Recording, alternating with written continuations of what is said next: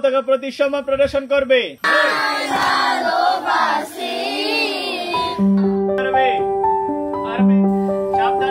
প্রথমবারের মতো ঢাকায় যাওয়ার খবরে দারুণ উচ্ছ্বসিত বান্দরবানের লামা উপজেলার গজালিয়া ইউনিয়নের দুর্গম পাহাড়ে ম্রো শিশুদের জন্য গড়ে ওঠা বিদ্যালয় পাওমুম থারক্লার শিক্ষার্থীরা 17 ডিসেম্বর আমরা আসছি ঢাকা শহরে। কেবল শিক্ষার্থীরা নন, তাদের সাথে প্রথমবারের মতো এবার ঢাকায় পাড়ি জমাবেন স্থানীয় ম্রো পাড়ার বাসিন্দারাও। আগামী 17 থেকে 23 ডিসেম্বর রাজধানীর আলিয়াস ফ্রান্সাজে বসবে পাওমুম পার্বণ 2025।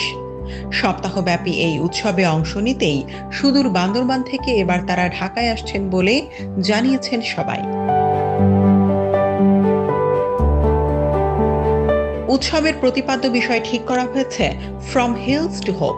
এতে থাকছে ম্রোদের শিল্পকর্ম, বাঁশের কাজ, নাচ গান, প্লুঙ্গের সুর, থিয়েটার আর শিশুদের বানানো কারুকাজ। সঙ্গে থাকবে ম্রো খাবার, নারীদের হাতে তৈরি বয়ন শিল্প আর ম্রো প্রবীণদের গল্প। ধর্মীয় গান আর নাচ, প্লুং পরিচর্যা ঢাকায় আইবো একদিন। কোনোদিন শহরে হচ্ছে আমাদের পাওমুম পার্বণটা হয়নি, কিন্তু এবছর হচ্ছে 17 ডিসেম্বর আমাদের পাওমুম পার্বণ অনুষ্ঠিত হবে ওই ঢাকা শহরে। বান্দরবানের ম্রো শিশুদের জন্য গড়ে ওঠা পাওমুম থারক্লার স্কুল শিক্ষার্থীদের জীবন সেখানকার অন্য স্কুলগুলোর মতো নয়। স্কুলের শিক্ষায় তাদের রয়েছে নানান প্রতিবন্ধকতা, রয়েছে সীমাবদ্ধতাও। খোঁজ নিয়ে জানা যায়, বান্দরবানের লামা উপজেলা সদর থেকে প্রায় 30 কিলোমিটার দূরে অবস্থিত গজালিয়া ইউনিয়ন। এখানেই রয়েছে দুর্গম চঙ্ককপাড়া গ্রামটি। সেখানে সরাসরি পৌঁছানোর কোনো সহজ পথ নেই। লামা থেকে প্রথমে কিছুটা পথ সড়কে অতিক্রম করতে হয়, এরপর জঙ্গলে ঘেরা খাড়া পাহাড়ি পথ ধরে হাঁটতে হাঁটতে গ্রামটিতে পৌঁছাতে সময় লাগে প্রায় 1.5 ঘন্টা।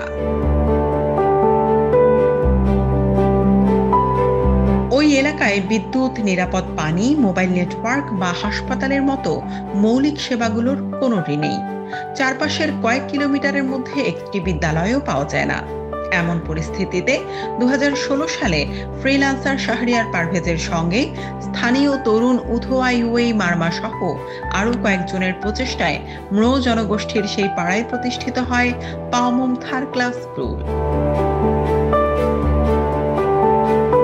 বর্তমানে আশপাশের 5টি পাড়া থেকে প্রায় 68 জন ম্রো শিশু এখানে পাঠ গ্রহণ করছে। এর মধ্যে 30 জন থাকে হোস্টেলে। শিক্ষকের সংখ্যা 5 জন। শিশু শ্রেণী থেকে 5ম শ্রেণী পর্যন্ত পাঠ দান করা হচ্ছে, পাশাপাশি ম্রো ভাষায় প্রাথমিক শিক্ষাও দেওয়া হচ্ছে।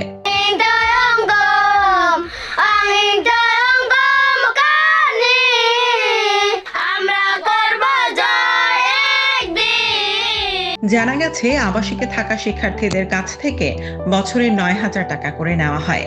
কেউ নগদ দিতে না পারলে তার পরিবর্তে চাল, ডাল বা সবজি নেওয়া হয়। এর বাইরে দেশের বিভিন্ন প্রান্তে থাকা শুভানুধ্যায়ীরাও নিয়মিত শিক্ষা সামগ্রী ও আর্থিক সহায়তা পাঠান। গত 10 বছর ধরে এখানকার শিশুরা পাঠ্যপুস্তকের পাশাপাশি নিজেদের ভাষা, গান ও গল্পও শিখে আসছে।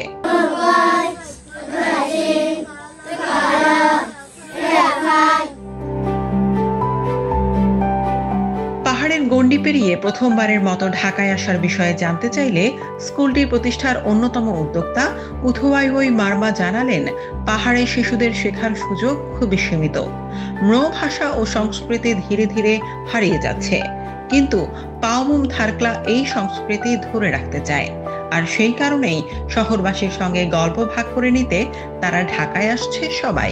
আমরা নিয়ে আসছি আপনাদের কাছে তাদের অনেক গল্প, স্কুল গড়ে ওঠার পিছনের গল্প, অনেক চাপা কান্না। হয়তো সেদিন আমরা আপনাদের মাঝে তুলে ধরতে পারবো এবং তুলে ধরতে চাই এই ম্রো শিশুদের অনেক কিছু। আরেকজন উদ্যোক্তা শাহরিয়ার পারভেজ ম্রো শিশুদের এগিয়ে নেওয়ার আশাবাদ ব্যক্ত করে জানালেন, পাহাড়ে স্কুল পরিচালনা করা ভীষণ কঠিন।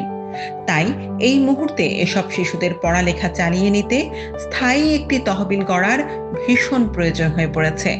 সবাই মিলে হাত বাড়িয়ে দিলে হয়তো সেটাও সম্ভব বলে জানালেন এই ফ্রিল্যান্সার।